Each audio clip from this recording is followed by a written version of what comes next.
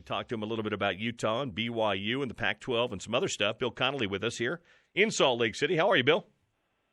I'm pretty good. How are you? Doing fantastic. So as we sit here, 68 days to college football, 73 until it's supposed to kick off here in the state of Utah.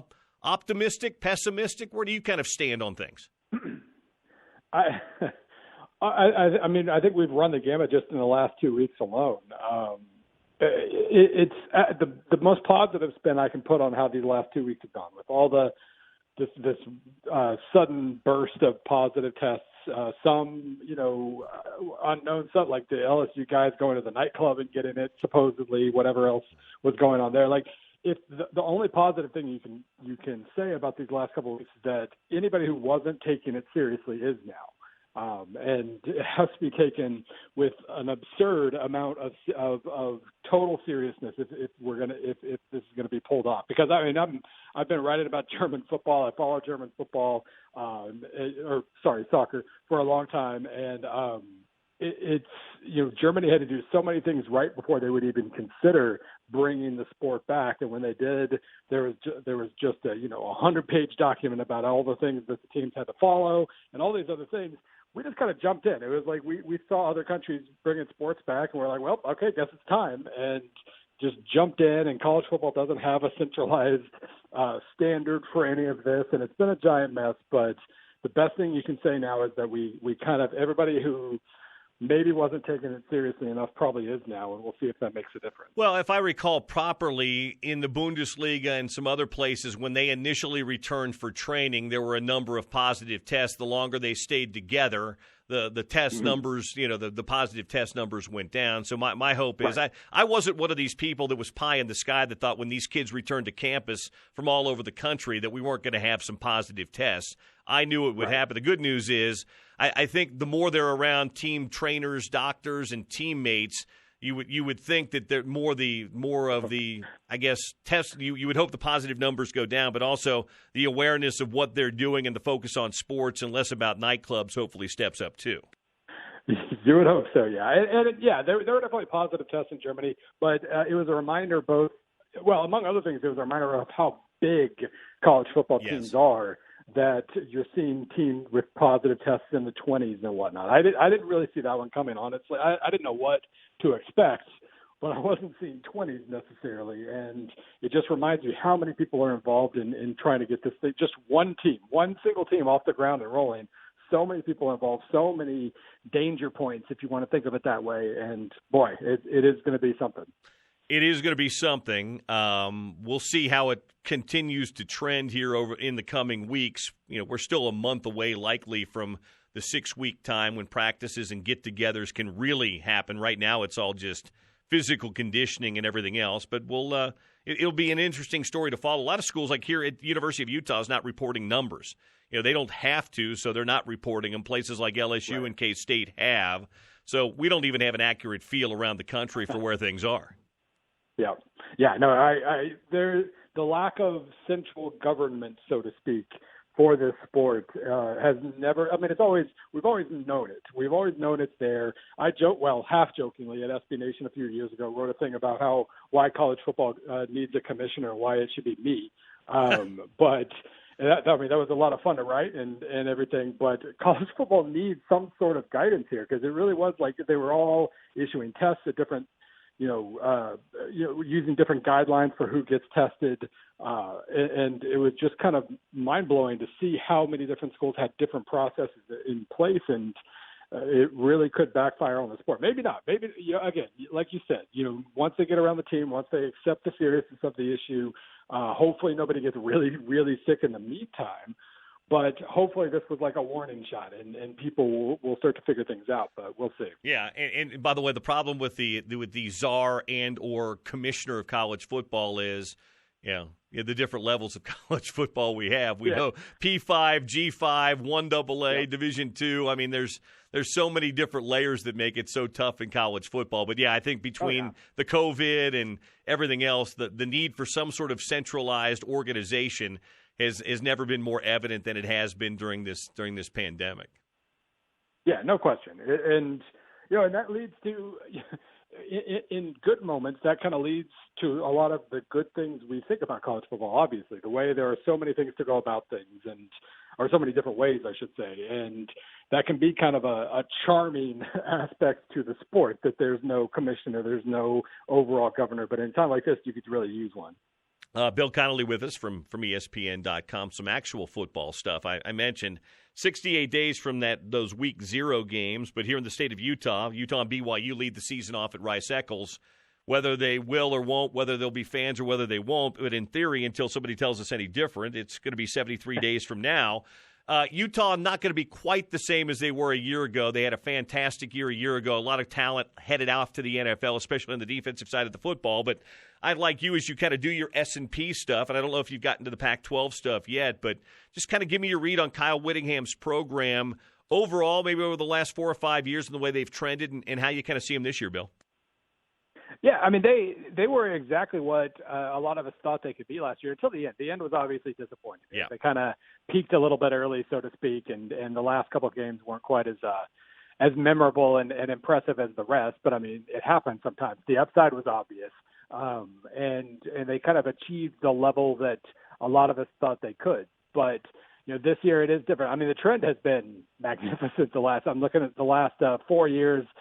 Per SP Plus, they were 35th and 25th and 17th and 12th. That's pretty much exactly the trend line you would always hope for. But it's hard to maintain that. You know, nothing's linear. You do have setbacks sometimes, and it's possible, like you said, on defense. 3 of the top 4 linemen, and basically 1, 2, 3, 6 of the top 7 defensive backs. That's tough. What I see with SP Plus is that the areas, the units that have the biggest impact on your improvement or regression are quarterback, receiving core, and the secondary. Secondary is getting completely restarted, and the quarterback position is obviously undergoing change too. There is obviously continuity in the receiving core. The offensive line should be solid, and linebackers should be good as they typically are. But the areas that they're rebuilding this year are particularly worrisome. They've recruited well, as you know. I'd be curious. I don't know if your index factors culture or stability in the coaching ranks in, but they've clearly been there with Kyle Whittingham being there, and they've recruited very, very well over the last, they've an upward trend in it last year coming as their best recruiting class. How important in your mind, and again, maybe it's one of those intangibles that's hard to measure, though, is culture? Yeah, it's hard there's no question that coach continuity is a big thing. And that's not something I've been able to really kind of figure out a good way to measure overall. But we've seen at Clemson, for instance, how big it can be when just the consistency of the message and the culture and everything else coming from the coaches. It's when you're not replacing a lot of guys, that helps a ton. Recruiting plays into the projections for sure. But yeah, it's as does recent history. That's the best way I've been able to come up with for kind of consistency and culture, is not just looking at last year, but kind of putting together an overall program health average of the last few years. And obviously that benefits Utah as well. They're projected to do pretty well this year. It's just the secondary is worrisome. No matter how much of a track record they have, replacing that many guys all at once. Among other things, you're like 2 injuries from playing a bunch of freshmen at that point, and that does get a little scary sometimes. Well, Bill, it may not be 2 injuries. They may be playing a bunch of freshmen who are really talented that they're just going to, it's one of those things where if everything's pretty even and pretty equal, you're probably going to go with the guys that are going to be in the program the longest. If you've got, some juniors and freshmen that are pretty darn even, you're probably going to go with the freshmen over the juniors.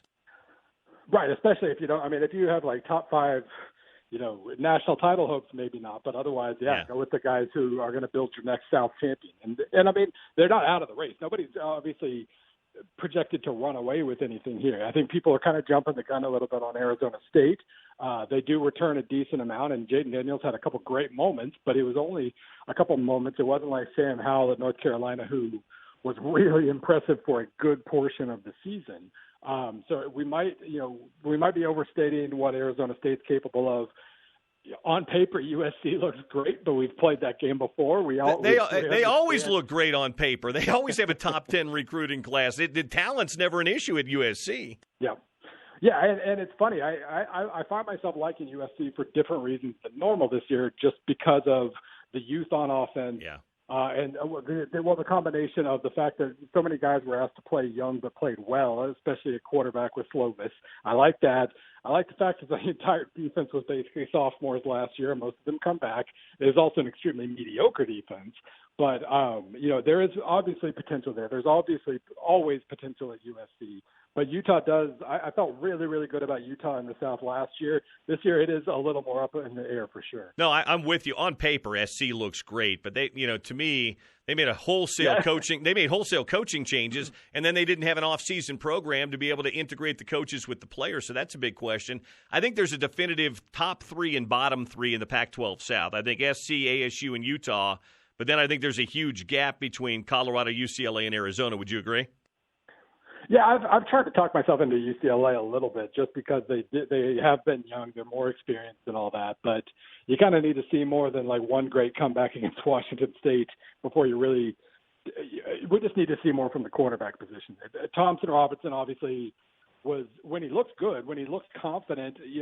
I've never seen somebody react to the last play more than him. If it's a good play, he's going to be awesome for about the next quarter. If it's a bad play, he's going to be terrible for about the next 2 weeks. And it's so hard to rely on that. If they get more consistency there, I think they'll be decent. But you're right. I mean, I would almost consider it like a top two, middle two, and bottom two with Arizona and Colorado at the bottom, ASU and UCLA in the middle, and then Utah and USC up top. The North is interesting. I think Oregon's definitively the best team in the North on paper, but they've got to replace a quarterback and 4 or 5 spots on the offensive line. Their defense is going to be a lot like Utah's defense, I think, a year ago. Loaded, a lot of playmakers. But then after Oregon, is it Washington? A lot of people are picking Cal as a trendy pick. Maybe I got to see it. Is this a bounce-back year for Stanford? How do you see the North? Yeah, I mean, Oregon is obviously the most proven quantity here, and so it makes sense. Like you said, the offensive line, it's funny. They might have the single best offensive lineman in the country, but it's still a giant concern because we got 5 guys up there, and 4 of them are going to be brand new to the rotation or very close to it. I think the second most experienced guy last year, returning, I should say, had like 60-something snaps last year. It is a brand new line despite one amazing talent at left tackle. So there are concerns there. I'm not going to just hand them the title by any means, but it makes sense that they're up top. Honestly, Washington on paper is easily the second most talented team. Stanford is really interesting to me just because of how injured they were last year. We kind of, they just got kind of sucked into the undertow there. They were bad at the wrong spots. They were hurt at the wrong spots. But when you look at what they return, you realize they still have a lot of pieces that might be pretty good. But I think Washington is the major contender. I don't love the offensive coordinator hire. I'm not sure about the quarterback position, obviously, but the receiving corps should be good. The defense has a couple linebackers to replace, but should be as good as ever. I like what they have to offer if they can just score enough points. You buying Cal yet, or do you kind of have to see it? I really, really like Justin Wilcox. But, I know that the big stat is, when Chase Garbers played, they were great, and when he didn't, they were terrible. Well, they were here against Utah, and they were terrible everywhere, offense, defense. And they have to replace, Evan Weaver on defense, a couple of guys, safety, Ashton Davis, some others. And they didn't have a bunch of playmakers. I know Garbers is a good quarterback. He didn't have a bunch of playmakers last year. Where do you fall on Cal? Yeah, I agree. I don't necessarily see what I'm supposed to see, apparently, with Cal. And some of the hype we've seen. They were held back offensively when Garbers was hurt. That's fine, but the last 2 years they've been 118th and 95th in my offensive SP plus measure. And then that's fine if you're going to balance that off with a surefire defense. But they do lose a couple of very important pieces, and they weren't even amazing defensively last year. They were 18th in 2018. They fell into the 40s last year. So I don't really know what I'm supposed to see there. Obviously Wilcox is a good defensive coach. They're probably going to be at least top 50 in that regard. But unless you think 13 games of Garbers is worth like 50 or 60 spots in these rankings, I don't know why I'm supposed to treat them as like a dark horse contender necessarily. I would say Oregon, Washington up top, and Stanford third for me. Bill Connelly with us from ESPN.com. We're talking about the upcoming college football season. BYU in this state is not where it was 10 or 15 years ago, just simply because of the independence. But Kalani Sitake's got some stability on that staff. They've been really competitive. I mean, and they play that schedule is just so tough, Bill. I mean, without being in a conference, they just get loaded, front-end loaded. They're playing some really good. They're not just playing P5 teams. They're playing good P5 teams. Return some offensive talent. Defense got to replace some guys. I'm just curious where you see BYU this year. Yeah, it's been really hard to measure what Satake is capable of at BYU because every year has like a giant however with it, whether it is, him making a shaky offensive coordinator hire right off the bat, and that backfiring massively in year two. But the second Grimes has been, I think, very, very solid for them. And he finds his quarterback in Zach Wilson, but then Wilson gets hurt and misses, 4 games in the middle of last year, and their entire secondary gets hurt at some point or another last year. So their pass defense was much worse than it was supposed to be. We just haven't gotten like a clear, sustained picture of what they're capable of, but it seems like, I was saying the exact same thing a year ago, unfortunately, it seems like they have 9 or 10 win potential here if the right guys stay healthy. They just didn't stay healthy last year. And there's nothing saying they ever will, but Wilson, I like the receiving core a decent amount, although obviously there's some turnover there. There's still a good amount of experience. I think the defense is a heck of a lot deeper because of those injuries last year. I think I like what I see. Still picking Utah because that seems to, never bet against the streak, but it seems like they have something to offer. Yeah, again, he's done a good job and, dealing with what he's had to deal with from both scheduling, no conference, and dealing with the honor code and having, it's tough to get, high-end talent in there. I think he's done a terrific job. But, man, you look at that schedule they play and the front end of that schedule they play with Utah and Arizona State and Boise State, Michigan State, and Missouri. It's a daunting schedule. Yeah, and because so many of the P5 games are right up top, right, it kind of requires you to be experienced and hit the ground running, and that's a tricky thing when you're not necessarily rebuilding a program, but trying to build it back up to where it was. There are a lot of moving pieces there, and it does seem like junior quarterback, couple of experienced running backs, very, very, very experienced on the offensive and defensive lines. Seems like this might be an experienced enough team. If you got a couple playmakers, they were kind of lacking in that regard on offense last year. But it does seem like the experience is where it needs to be to get off to a fast start. Is there a surprise team, a team that maybe is not a top 5, top 7, top 10 team initially, or we're talking a lot about, did you think could make a jump this year?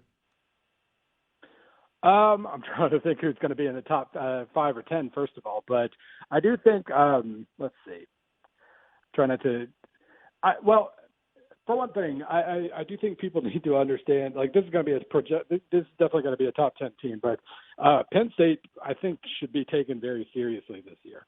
They're going to be in that probably number 6 or 7 range if I had to bet. They could easily be closer to number 4 or 5 in my own projections when I update those in August.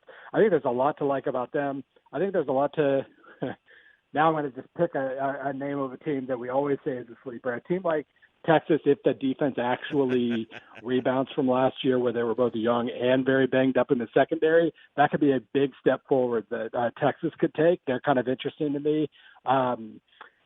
Otherwise, I think I'm kind of mostly in line with what the likely top 10 is going to be. I think Florida and Georgia are going to be Georgia, obviously, but I think Florida is going to be a rock-solid number 5, 6, 7 team as well.